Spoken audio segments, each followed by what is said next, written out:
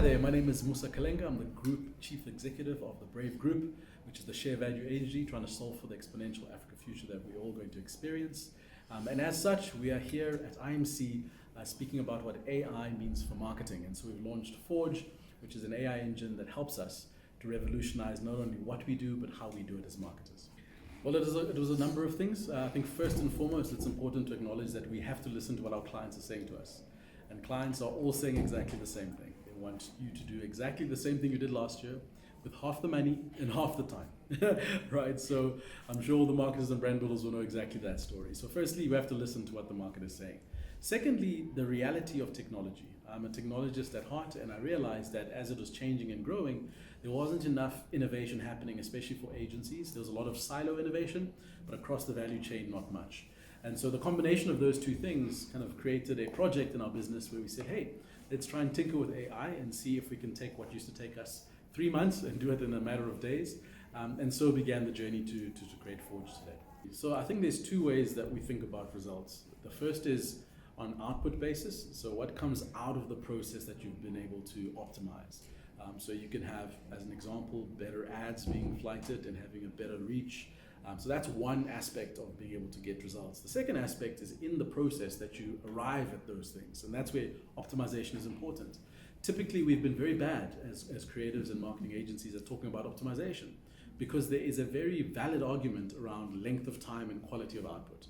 And so that debate has been raging on for decades. But what we are trying to do is even in the process of creation, we're trying to say what are the tasks that we can use technology to do better than humans to make sure that the compromise on output is not as great as everyone thinks it to be. What is also obviously happening is that as technology improves, it's now almost indistinguishable when you compare what came out of AI versus what human beings produced.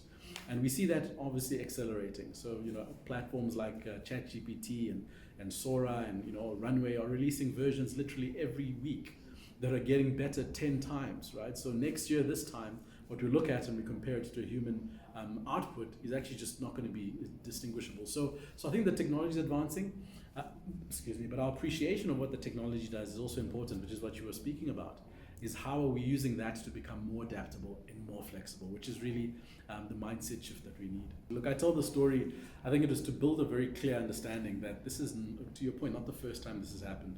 Socrates was very much against the idea of writing. Socrates believed that if people started writing things down, it took the mental rigor away from the brain and put it onto paper. And for him, that meant people would become more forgetful. It meant that people would not be applying their minds. And at the time, it was a big thing. It was a big issue around just writing.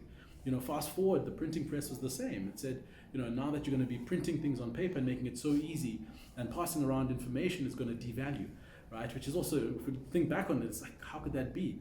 Radio, same thing. Radio was, it was going to cause divorces and all sorts of other things. So at any significant point in history when there's been a technology shift, there's always pessimists and technophobes who go, oh my goodness, run for the hills.